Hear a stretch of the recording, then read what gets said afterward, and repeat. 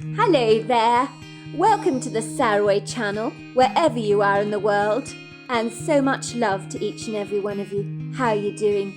I'm doing great, and right now I'm being nibbled to death by a very tiny little pug puppy, the size of 2 hands, and he has got some sharp teeth on him, but he's adorable and he looks a bit like an alien from outer space, but that's beside the point. I'm so glad you've joined me this evening. And let's get started with tonight's story. Dear Sarah, and all your lovely listeners, Carly Fournier was attending to the weeds in her front yard that were sprouting through the red brick driveway with her kettle of boiling water. It was a nifty trick she'd picked up somewhere on a gardening website. She found this natural way of attacking the weeds successfully destroyed these uninvited rogue visitors that had trespassed so rudely in the tiny crevices between the brick paving. Their unsightly, ugly, unwelcome appearance always niggled her greatly. Carly wasn't obsessive-compulsive about anything in her life. On the contrary, she was relaxed, carefree, rather easy-going. But invasively aggressive weeds on a driveway bothered her sense of order like nothing else, and she went after her weeds with the aggression of a hive of bees being robbed of their honey. She knew her hang-ups about curb appeal were indelibly rooted in the past and hard to shake off, like the thorny briars snagged on a T-shirt after having walked through a thicket. She and her brother Larry had been raised in an upmarket Montreal neighbourhood, where the houses were pristine and magnificently beautiful. Many were high-end renovation projects that looked as if no expense had been spared. Windows gleamed without apology, with not even a smudge or smear mark in sight. Houses were freshly painted in crisp neutral colours, and yards were pristinely mown to perfection, displaying fabulous colourful flower beds, all summer and spring. The neighbourhood was proud, pompous, rather haughty, and appearances mattered for street cred in this part of Montreal. As is always the case, there was one house in the neighbourhood that invariably let the side down, and it was Carly Fournier's parents' house that wore an expression of gloom on its outer facade, and stuck out like a sore thumb in the neighbourhood. It looked abandoned, forsaken, forgotten, rather lost. The weeping walls looked more brown than white, and were practically begging for a new lick of paint, while burgeoning ivy was rambling around the house like verdant tentacles that wanted to strangle anything it touched.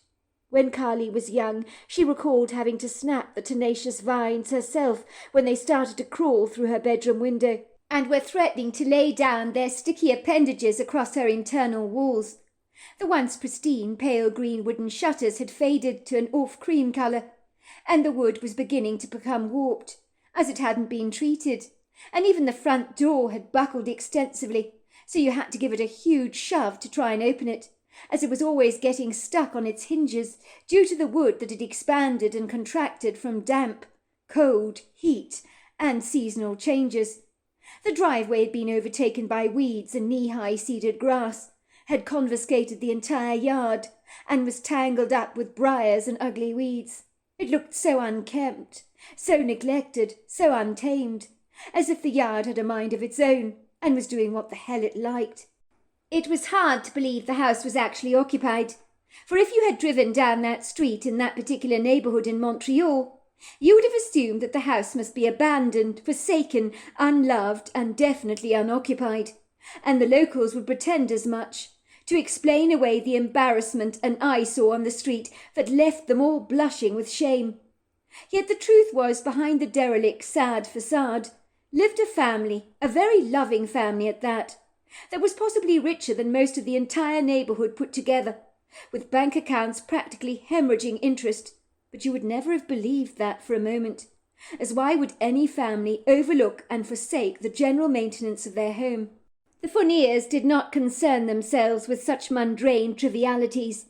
Their attitude was, "I'll do it tomorrow."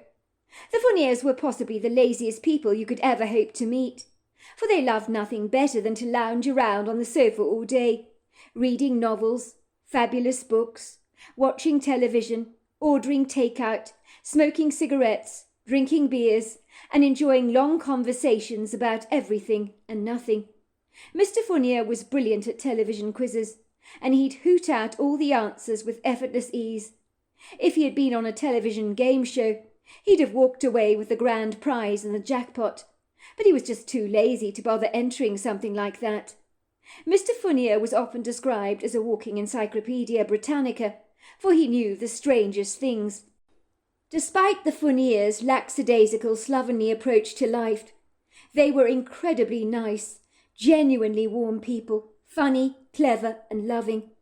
But one of their less than redeeming qualities was they were both afflicted with the deadly disease of being bone idle, which meant doing the bare minimum was the preferable choice. The roof was lucky to escape without being damaged, because much like the rest of the house, it might have fallen apart, had it not been carefully attended to. But Carly's parents knew that a problematic roof could invite all kinds of issues into the house, like dry rot and mould, sinking ceilings, and other disasters. So thankfully they attended to that, but everything else they put on the back burner for another day, which invariably never came. Luckily the interior of the house was quite cosy, although inclined to become rather messy. Mr. Fournier, who was Carly and Larry's father, was like a big, fat, blubbery walrus with several chins and long white sideburns like white, narrow, hairy strips on either side of his face. Let's just say Mr. Fournier spent his days and nights parked on the sofa, watching sports games, reading all kinds of incredible books, and drinking beer as if he was dying of dehydration and had an insatiable thirst that could not be satisfied. Carly clandestinely privately thought that her father at times looked as dilapidated and time-worn as the house itself, as his long white ruffled hair looked like it had had an unfortunate run-in with a tornado, and had never seen a hairdresser's pruning shears a day in his life, something which he boasted about regularly with a great deal of pride, as if it was something to be proud of. "I'll have you know these fine locks of mine have not been attended to by a barber in years," he would say. Mr. Fournier would wear jogging pants with holes in them, and string vests in summer because they were comfortable and cool, as he didn't care a hoot about what he looked like, or what people actually thought of him, but he enjoyed being as comfortable as he possibly could, which was why he almost always wore slippers on his feet. In the winter every year, Mr. Fournier would wear an old Christmas sweater with a Santa Claus and his reindeer on it, long before and after Christmas was over, as he was very attached to the old beloved thing sentimentally, and it was a gift from his mother, and he wore it as often as he could to feel close to her. Suffice to say, Mrs. Fournier suffered from her husband's indolence, but perhaps her husband's lackadaisical ways had somehow inadvertently rubbed off on her, and she'd caught the lethargic infection. She would lounge casually in front of the television, listening to her favourite television programmes, with packets of sweeties balanced on her lap, and scoff the lot, littering the floor with a confetti of sweet wrappers. Her sugar addiction was fierce, and had consumed her life, but sugar can be more addictive than cocaine. Twice a week she would visit the old sweet shop in town, buying buckets of candy that she claimed were for kids' birthday parties, as admitting they were for herself made her feel rather bashful and self-conscious. She desired to do the bare minimum of housework, as she claimed she was far too tired, but with so much sugar circulating around in her bloodstream, her pancreas was probably overworked and very fatigued. The family did not live in squalor, but you might believe that based on the exterior of the home, with all its peeling paint and old roses that looked like they hadn't been pruned in many years. The grass was always unkept and the wooden windows buckling, clearly having seen better days. Carly and her brother would often return home to find her parents passed out on the couch, her father usually with a cigarette dangling out of the edge of his mouth and a beer can in his hand, while their mother looked like she'd been playing darts with sweet papers and would be snoring so loudly her mouth would hang open like a flycatcher. "Oh, you're back, sweetheart," her mother would say, suddenly opening her eyes, one after the other. "Would you be a love, darling, and put the kettle on for some tea? And maybe bring me some of those brownies that I bought at the baker's for us." The kids were used to doing things for their parents when they were parked on the sofa like two cars that had run out of gas and just could not move. Carly often wondered what it would have been like if her father had not inherited such a sizable, vast fortune. He might be forced to get off his lazy backside and do something for a living. Instead, he was living off the rich fruits he had inherited from his father, and it would seem he and his wife had no intentions of working a day in their lives if they could possibly help it. Let's just say on his deathbed, Chuck's own father had said to him, "I worry about leaving you all this money, Chuck. You're lazy by nature. Your wife ain't much better than you are. I'm concerned you'll never work again. You don't have any ambition, do you? That's not healthy. Too much money can do that to a man, and it's not good. Working gives you a reason to get up in the morning, a purpose. I found it did that for me." Even though his father considered leaving his wealth to his housekeeper, at the end of the day, blood was thicker than water, and he couldn't do it, even though he knew he was giving his son the license to never ever work again. And that is exactly what happened. His predictions came true. You would think the Fourniers had no excuse not to spend any money on their house, but they really couldn't be bothered. It was too much like hard work to organise a gardening team or some handyman to attend to their house, someone who might intrude on their peace and tranquillity, invading their privacy. Carly always pondered why on earth her father didn't want to attend to the lawn or get the shutters repaired and the walls repainted, why he wouldn't hire outside help like many people in the neighbourhood did. Carly's mother would sink into the couch and say, "Chuck, I think you need to attend to the lawn."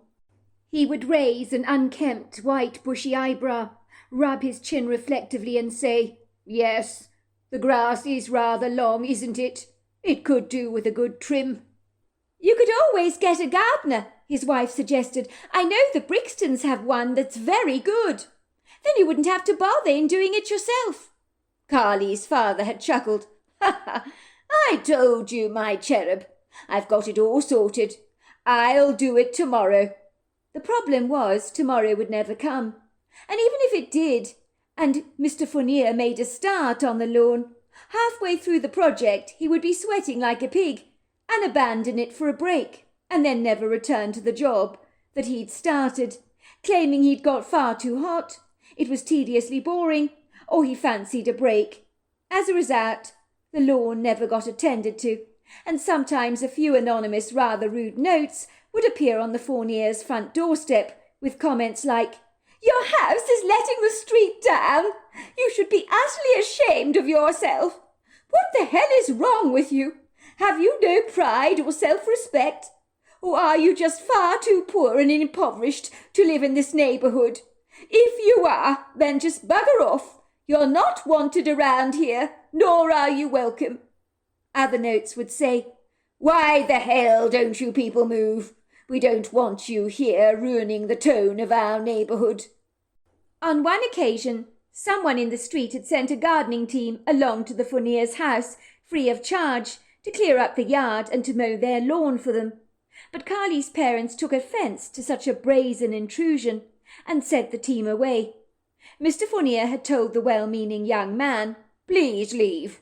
I've got my lawn under control. It's a bit long at the moment, and there are a few weeds, but I will get it sorted.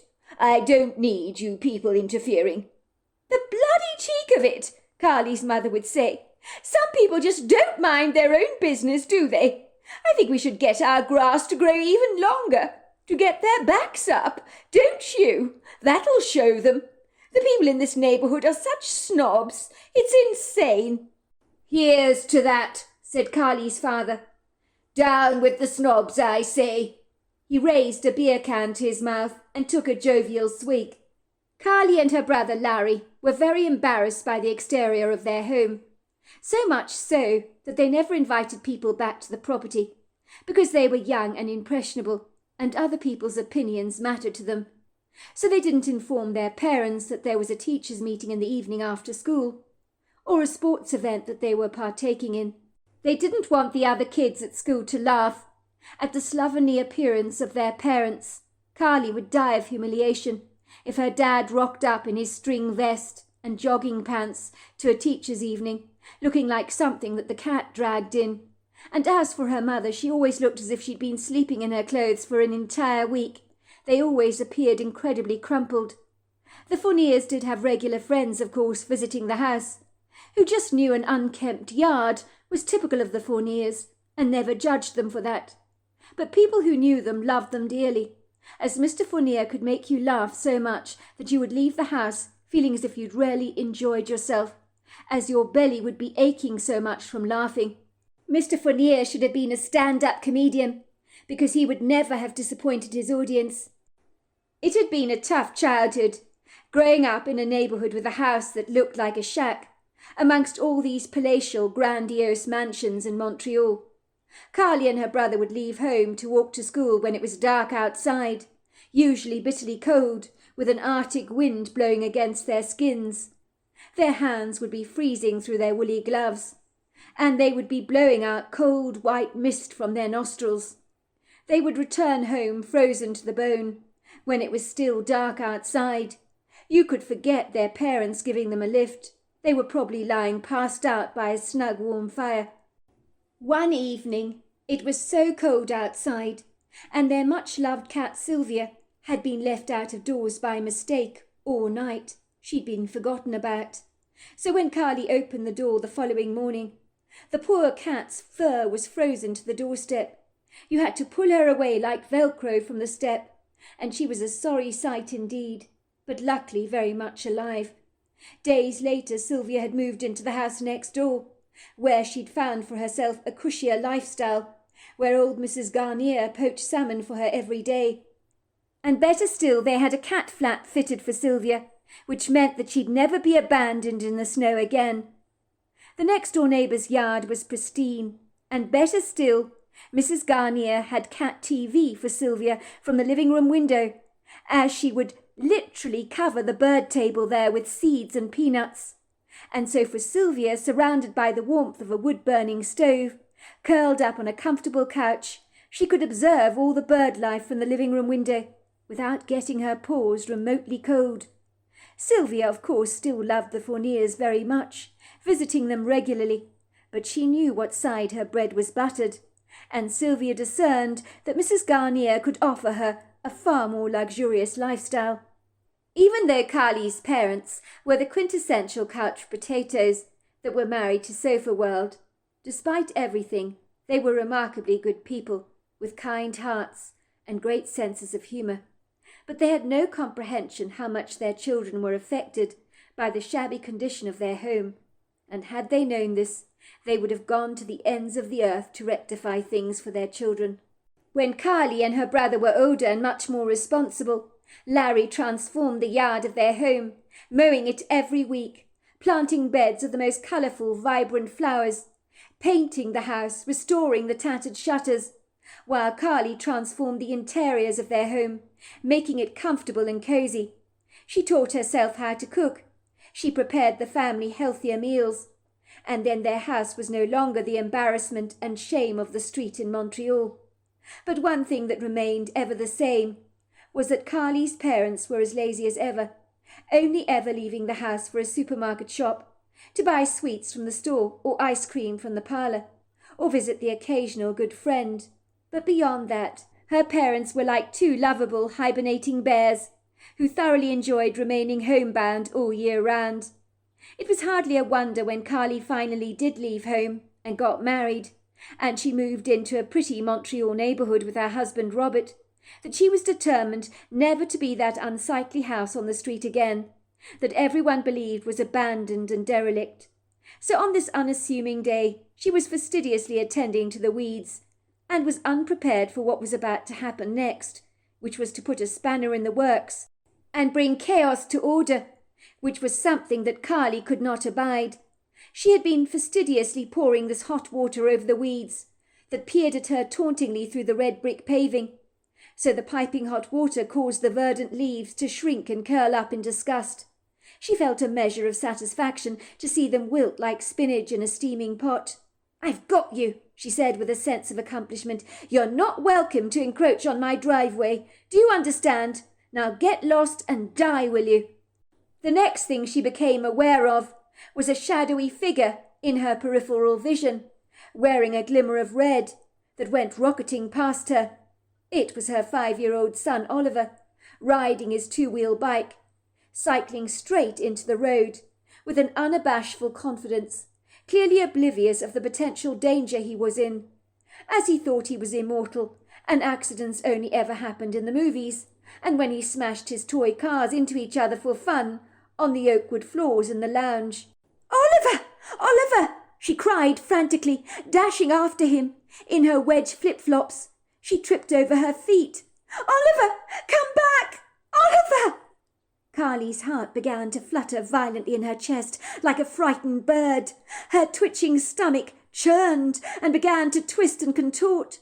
She feared the very worst as she ran helplessly down the long ribbon of asphalt, screaming after her son, who appeared to be tone deaf or was wilfully ignoring her urgent pleas. She was consumed with a dreadful feeling of impending dread, as if she was anticipating something quite frightful was about to unfold.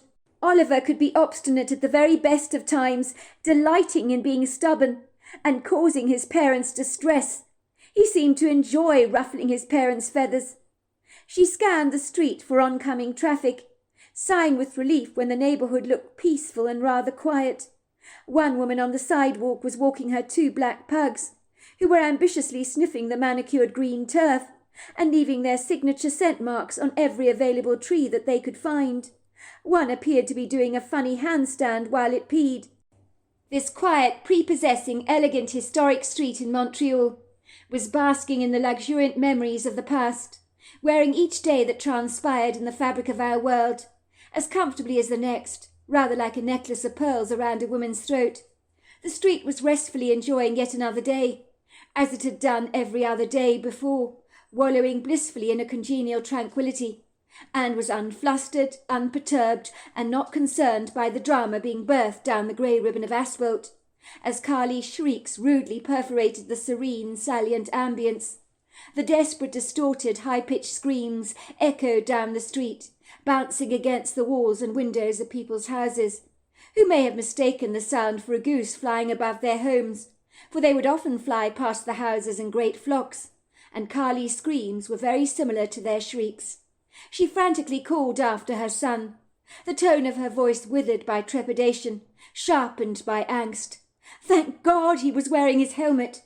The little leaf European linden trees on either side of the road were flapping their branches wildly, like open umbrellas beating in the wind, as a breeze seemed to be blowing quite feistily on this pretty spring morning, while trinklets of pretty sunlight danced through the trees, casting soft shadows over the road. The lofty Gothic Revival homes in the neighbourhood, with their elegant pointed arched windows, doors, dormers and gables, appeared to be reticently detached and composed, as if the entire street was sunbathing under the radiant prisms of light on this pleasant, unassuming morning. Then she heard it, before she saw it, the dreadful, discomposing, unsettling, high-frequency clunking and grinding sound of wheels accelerating on tarmac, getting closer and closer and closer as her son obliviously cycled down the road. It felt as if she was watching a horror movie with bated breath, anticipating what would come next. The strangled cries from within her failed to be articulated audibly, but as a mother, her scream seemed to echo through her entire body. Her heart swung like a pendulum, and every organ in her body jolted in anticipation. "Get off the road, Oliver!" she managed to scream, but it was all too late. The car, a red Honda Civic, brazenly came into view at the speed of a seagull, launching itself unsuspectingly towards someone's sandwich. The car was going way too fast to stop in time. Carly knew unequivocally that her son was going to collide with this car, and there was not a damn thing she could do about it. In that moment she was certain that she was witnessing the harrowing very last moments of her son's life. The car rammed into the side of his bicycle, throwing the bike off balance, so that the forward momentum meant her son was flung forwards on the handlebars and directly onto the sidewalk. She was cursing that her husband had taken the plastic training wheels off Oliver's bike, for he had whizzed down the road so fast, like the wind, without his speed being restrained or discouraged. By all accounts, there just had been no stopping him. She ran down the asphalte as fast as she possibly could, not caring about her own safety at all. None of that mattered. All she cared about was little Oliver. Her stomach was hollow with dread. She was inwardly screaming, but her fear had extinguished her voice like the light from a candle. The contorted bicycle lay buckled, distorted and crumpled by her son's side. His body appeared motionless and unmoving. The driver, unequivocally knowing what he had done, put his foot down on the accelerator, sped away like greased lightning, for the driver had no intention of being responsible for what he had done. Carly's heart was flapping a dime to a dozen as she finally reached her son. She dropped onto her hands and knees with an anguished expression on her face, feeling terrified of what she would find. She held her breath until her worst fears were confirmed. Oliver lay there, seemingly lifeless, like a rag doll. His helmet badly buckled, his eyes almost glazed over like a dead fish, his leg lying at an odd angle. She screamed. She knew her son was dead. There was no doubt about it in her mind. Her body trembled and shook like a blancmange jelly that could not be stilled. Her skin grew white. Her scream perforated the quiet, still street with its shrill resonance. But still, nobody realized it was a woman who was screaming. The kind of sound could cause glass to shake, windows to rattle. Then, against all the odds, Oliver, with a mischievous, naughty twinkle in his green eyes, sat up with a sudden jolt and a huge, cheeky grin on his face. "I got you, Mummy! You should have seen your face! You thought I was dead! The other day we played dead at school and everybody said I was the most convincing dead person that they've ever seen. You thought I was dead, didn't you? You fell for it, Mummy." "Oliver, this is not funny. You can't go riding on the street like this. You were nearly killed, and you think this is a joke. For a moment I really thought you were gone. I thought I'd lost you. How could you do this to me? Look at you. You've got grazes all over your legs and face. And if you hadn't been wearing your helmet, God forbid." She cradled her son in her arms, rocking him with the gratitude of a very grateful mother who'd been given a miracle and a second chance. The woman with her 2 pugs came dashing over towards them, her face as white as a sheet. "My God! Is your son all right? I saw the whole thing happen. It was horrific. Your son could have been killed." The woman was trembling, holding her hand on her heart. She tried to still her earnest breath. Even her pugs had abandoned their leads and dashed over to Oliver, covering him with their pink tongues. "What is wrong with people around here? Driving down a residential neighbourhood as if they think they're Nigel Mansell. They're clearly deluded. This is insane. We need speed bumps on these roads, I am telling you. I wish to God the council would do something about this. I didn't get the driver's licence. I tried, but it happened so fast. But I think the driver was a teenage boy, if I'm not mistaken. Whoever he is, he needs locking up for driving like this. But this is not the first time someone has driven like that, at such an insane, unforgivable speed. Several people on this street have lost cats to ludicrously dangerous drivers. Something needs to be done about this." She stared in horror as Oliver removed his battered helmet from his head. "If you hadn't been wearing that helmet, young man, I dread to think what would have happened to you. You had a lucky escape. I don't think you would be here." The woman sounded flustered as she walked away, but if she was shaken up, it was nothing on what Carly was feeling. She felt as if there was a large vacuum inside her body that could never be filled. "What on earth is the matter with you, sweetheart?" Carly's husband asked her when he returned home. He knew something was up with his wife. As she was busying herself in the kitchen with a driven determination he only ever observed in her when she was flustered or in some kind of state about something. The last time this had occurred was when her mother had died fortuitously. She was throwing pasta in a bowl of boiling water and doggedly stirring a frying pan full of tomato sauce around and around with a vicious intensity, as if her undivided attention had been demanded by the frying pan and its contents. The delicious smell of oregano, basil, tomato and garlic filtered around the kitchen. but his wife appeared to be oblivious to the fact that he had returned home, as if she hadn't even noticed his arrival. "Carly, I'm home. Are you in there?" her husband teased, knocking on her head. "You look as if you've locked up in some kind of a trance like a yogi. Something bad has happened, has it not?" he asked her. "You gave me a shock. Don't knock on my head like that. I thought... Goodness gracious, you're a nervous wreck, Carly. What on earth is the matter?" She looked at him bemused. Her face was unusually puffy and pale, and he could swear she looked as if she'd been crying. "It's you. I realise it's you, but you did give me a shock. I didn't hear you come home. I wish you'd spoken a bit louder." "I don't think I could have spoken louder if I'd tried." "How was your day at the office?" she asked, as if she wasn't really remotely interested in hearing the answer. "Oh, you know, so-so," said Robert, shrugging his shoulders nonchalantly. "My job is hardly riveting, sweetheart. It's as predictable as the weather. Let's just say there's nothing desperately exciting about staring at beige walls day after day and being cooped up in a stuffy office." "Well, what do you want me to do about it?" snapped Carly. "Send in a renovation team to bring colour into your workplace? Is that it?"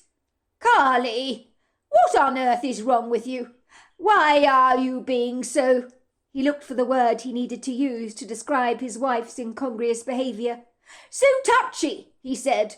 "Has someone rubbed you up the wrong way?" "It isn't about your father, is it?" he asked. "You're not worrying about him again, are you? The man is quite capable of looking after himself, I'm most sure." With hands on her hips, Carly was staring at her husband with a strange look in her eyes that he couldn't quite discern. "Happy now, Robert? You win." She began to stir the tomato sauce vigorously, and the sauce was beginning to catch as the caramel smells of burn appeared to confiscate the air. "I hope you're happy now. You win." "Sweetheart, the sauce is burning. Switch it off. Take it off the hob. What do you mean I win? What are you talking about?" "We're selling this house. We're leaving Montreal. We're moving to Banff. You can resign from your boring job in the office and we're going to buy a house in the countryside. But we're going to be productive with our lives. Even though I've got lots of money in the bank, we're not becoming my parents. Never becoming my parents. Do you understand? I can't let that happen to us under any circumstances. I cannot let money make us become lazy." "Do you think I'd ever become like your parents? Not a chance in hell, Carly. While I've always liked your parents, and I'm particularly fond of your father because he's quite the charmer, I could never sit about doing nothing for weeks on end. I'm far too industrious and inventive for that. I don't think I could ever retire for that very reason. But what brought this on? You're not making any sense. I thought you were dead set against moving to Banff. I've been begging you for years for this move, and after all this time you finally agree. What the hell has brought this on? It's not making any sense to me at all. You're usually as stubborn as a mule.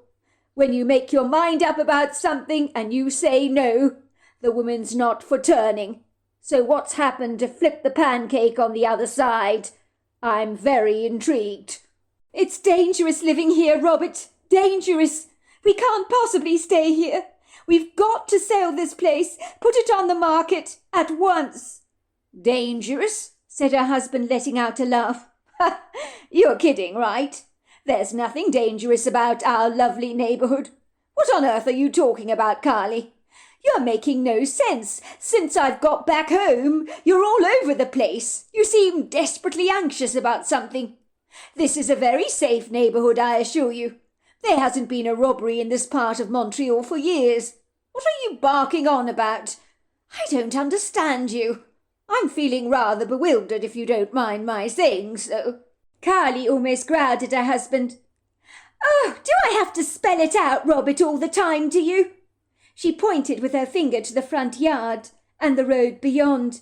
"That road out there is very dangerous. It's dangerous. We might live in a quiet neighbourhood, but I'm sorry, some of those people that drive down that road on our street are maniacs, absolute maniacs. Some of them drive at a reckless speed. in a residential neighbourhood, and it's for this reason it's not safe to live here anymore. Our son was nearly killed today by a speeding car, and I was 2 days to get the number plates of that awful person that was driving at an insane speed.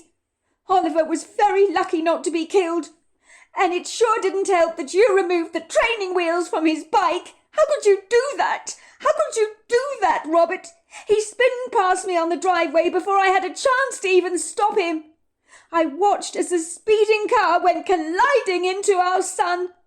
I witnessed his bicycle being flung up on the side of the road, buckling up into scrap metal, as the driver just sped away.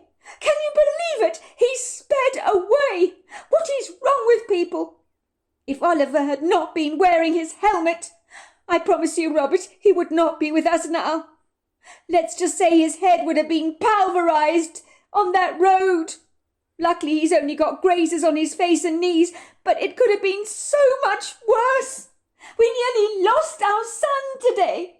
Do you understand what I'm telling you, Robert? Do you understand why I'm so hyped up? Oh, sweetheart, I don't know what to say. That is terrifying. I can't imagine what you went through. That is the worst thing for a mother to have to see. I'm just glad I wasn't there. He was too close for comfort, Robert. Too close. It could happen again. I've been given a warning sign from God, if you like, the universe, whatever you want to call it, I don't know. We need to move. Next time we might not be so lucky, Robert. It's been a trouble in this street for years, a contentious issue. People have asked for speed bumps to be put in the road. But Mrs. Binglesby, oh, Mrs. Binglesby, always putting her nose into everybody's business. Well, she has some kind of powerful connection with the council. Well, she's put a stop to it. We've got to leave. We haven't got a choice. So there we are. That's the end of part 1. Part 2 is tomorrow night. And I look forward to you joining me then. Until next time, goodbye and good night.